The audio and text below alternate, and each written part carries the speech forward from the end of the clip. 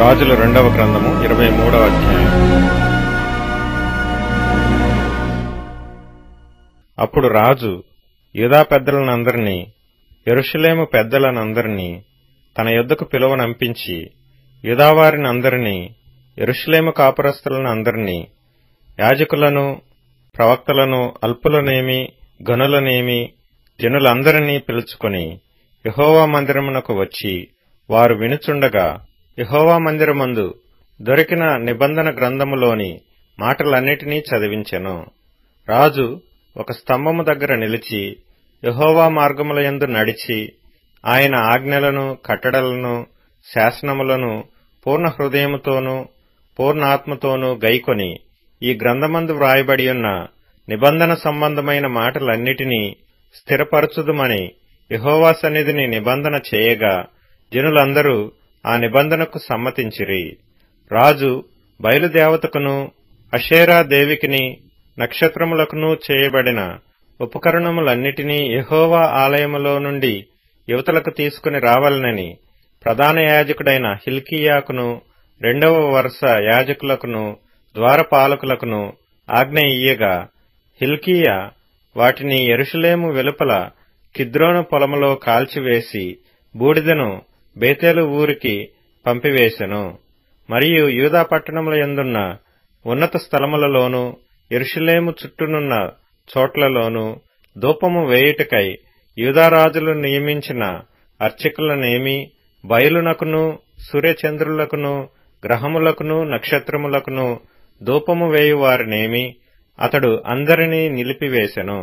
యెహోవా మందిరమందున్న అషేరాదేవి ప్రతిమను యెరూషలేము వెలుపలనున్న కిద్రోను వాగు దగ్గరకు తెప్పించి కిద్రోను వాగు ఒడ్డున దాని కాల్చి త్రొక్కి పొడుము చేసి ఆ పొడుమును సామాన్య జనుల సమాధుల మీద చల్లెను.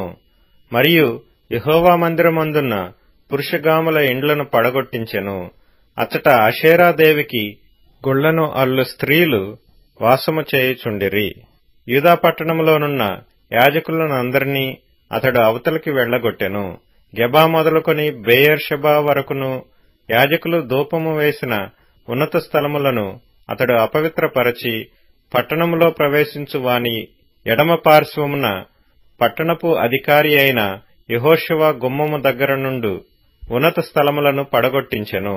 అయినప్పటికీ ఆ ఉన్నత స్థలముల మీద నియమింపబడిన యాజకులు యెరూషలేమునందున్న యెహోవా బలిపీఠమునొద్దకు రాక తమ సహోదరుల యొద్ద పులుసులేని ఆహారము భక్షించువారు. మరియు ఎవడైనను తన కుమారునే గాని కుమార్తెనే గాని మొలెకునకు అగ్నిగుండము దాటించకుండునట్లు బెన్ హిన్నోము అను లోయలోనున్న తోఫెతు అను ప్రదేశమును అతడు అపవిత్రము చేసెను.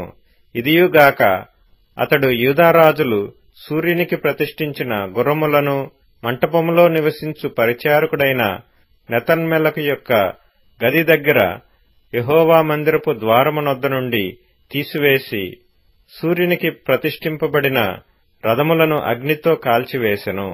మరియు యూదారాజులు చేయించిన ఆహాజు మేడ గదిపైనున్న బలిపీఠములను యెహోవా మందిరపు 2 సాలలలో మనష్షే చేయించిన బలిపీఠములను రాజు పడగొట్టించి చిన్నాభిన్నములుగా చేయించి ఆ ధూళిని కిద్రోను వాగులో పోయించెను.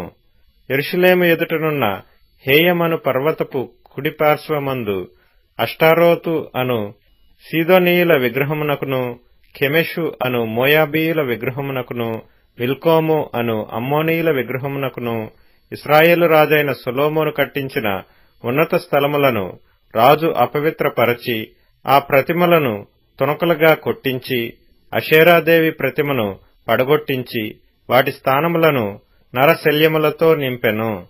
బేతెలులోనున్న బలిపీఠమును ఉన్నత స్థలమును అనగా ఇశ్రాయేలు వారు పాపము చేయుటకు కారకుడైన నెబాతు కుమారుడగు యెరోబాము కట్టించిన ఆ ఉన్నత స్థలమును బలిపీఠమును అతడు పడగొట్టించి ఆ ఉన్నత స్థలమును కాల్చి పొడుము అగునట్లుగా త్రొక్కించి అషేరాదేవి ప్రతిమను కాల్చివేసెను. యోషీయా అటు తిరిగి అచ్చట పట్టణమందున్న సమాధులను చూచి కొందరిని పంపి సమాధులలోనున్న శల్యములను తెప్పించి దైవజనుడు యెహోవా మాట చాటించి చెప్పిన ప్రకారము వాటిని బలిపీఠం మీద కాల్చి దాని అపవిత్రపరచెను. అంతటా అతడు, నాకు కనబడుచున్న ఆ సమాధి ఎవరిదని అడిగినప్పుడు పట్టణపు వారు, అది యూదాదేశము నుండి వచ్చి నీవు బేతెలులోని బలిపీఠమునకు చేసిన క్రియలను ముందుగా తెలిపిన దైవజనుని సమాధి అని చెప్పిరి. అందుకతడు, దానిని తప్పించుడి, ఎవడనూ అతని శల్యములను తీయకూడదని చెప్పగా వారు అతని శల్యములను షోమ్రోను పట్టణము నుండి వచ్చిన ప్రవక్త శల్యములను తప్పించిరి. మరియు ఇశ్రాయేలు రాజులు షోమ్రోను పట్టణములలో ఏ ఉన్నత స్థలములలో మందిరములను కట్టించి యెహోవాకు కోపము పుట్టించిరో ఆ మందిరములన్నిటినీ యోషీయా తీసివేసి తాను బేతెలులో చేసిన క్రియలన్నిటి ప్రకారము వాటికి చేసెను. అచ్చట అతడు ఉన్నత స్థలములకు నియమింపబడిన యాజకులనందరినీ బలిపీఠముల మీద చంపించి వాటి మీద నరశల్యములను కాల్పించి యెరూషలేమునకు తిరిగి వచ్చెను.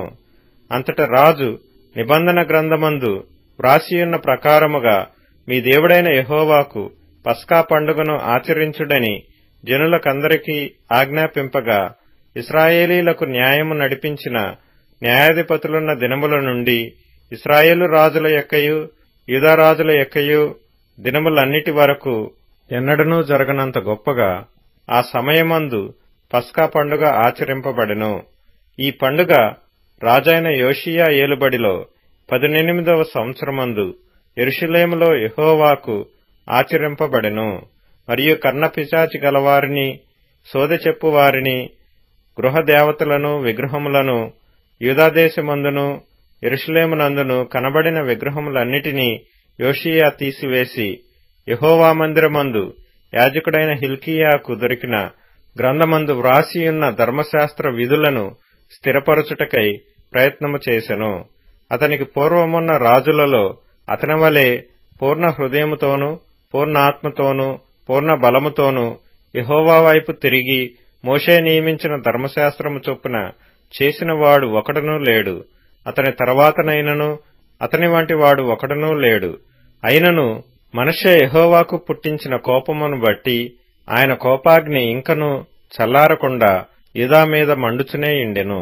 కాబట్టి యెహోవా, నేను ఇశ్రాయేలు వారిని వెళ్లగొట్టినట్లు యూదావారిని నా సముఖమునకు దూరముగా చేసి నేను కోరుకొనిన యెరూషలేము పట్టణమును, నా నామమును అచ్చట ఉంచుదునని నేను చెప్పియున్న మందిరమును నేను విసర్జించెదనని అనుకొనియుండెను. యోషీయా చేసిన ఇతర కార్యములను గూర్చియు అతడు చేసిన దానినంతటినీ గూర్చియు యూదారాజుల వృత్తాంతముల గ్రంథమందు వ్రాయబడి ఉన్నది. అతని దినములయందు ఐగుప్తు రాజైన ఫరో నెకో అష్షూరు రాజుతో యుద్ధము చేయుటకై యూఫ్రటీసు నది దగ్గరకు వెళ్లుచుండగా తన్ను ఎదుర్కొన వచ్చిన రాజైన యోషీయాను మెగిద్దో దగ్గర కనుగొని అతని చంపెను. అతని సేవకులు అతని శవమును రథము మీద ఉంచి మెగిద్దో నుండి యెరూషలేమునకు తీసుకుని వచ్చి అతని సమాధియందు పాతిపెట్టిరి. అప్పుడు దేశపు జనులు యోషీయా కుమారుడైన యెహోయాజును తీసుకుని అతనికి పట్టాభిషేకము చేసి అతని తండ్రికి మారుగా అతనిని రాజుగా నుంచిరి. యెహోయాహాజు ఏలనారంభించినప్పుడు 23 వాడై యెరూషలేములో 3 మాసములు ఏలెను. అతని తల్లి లిబ్నా ఊరివాడైన ఇర్మియా కుమార్తెయగు హమూటలు. ఇతడు తన పితరులు చేసినదంతటి ప్రకారముగా యెహోవా దృష్టికి చెడు నడత నడిచెను. ఇతడు యెరూషలేములో ఏలుబడి చేయకుండా ఫరో నెకో హమాతు దేశమందున్న రిబ్లా పట్టణమందు అతనిని బంధకములలో ఉంచి దేశము మీద 50 మణుగుల వెండిని 2 మణుగుల బంగారమును పన్నుగా నిర్ణయించి యోషీయా కుమారుడైన ఎల్యాకీమును అతని తండ్రి అయిన యోషీయాకు మారుగా రాజుగా నియమించి అతనికి యెహోయాకీమను మారుపేరు పెట్టి యెహోయాహాజు ఐగుప్తు దేశమునకు కొనిపోగా అతడచ్చట మృతి పొందెను. యెహోయాకీము ఫరో ఇచ్చిన ఆజ్ఞ చొప్పున దేశము మీద పన్ను నిర్ణయించి ఆ వెండి బంగారములను ఫరోకు చెల్లించుచూ వచ్చెను. దేశపు జనుల యొద్ద నుండి వారికి నిర్ణయమైన చొప్పున వసూలు చేసి అతడు ఫరో నెకోకు చెల్లించెను. యెహోయాకీము ఏలనారంభించినప్పుడు 25 వాడై యెరూషలేములో 11 సంవత్సరములు ఏలెను. అతని తల్లి రోమా ఊరివాడైన పెదాయా కుమార్తెయగు జెబూదా. ఇతడును తన పితరుల చర్యలన్నిటి ప్రకారముగా యెహోవా దృష్టికి చెడు నడత నడిచెను.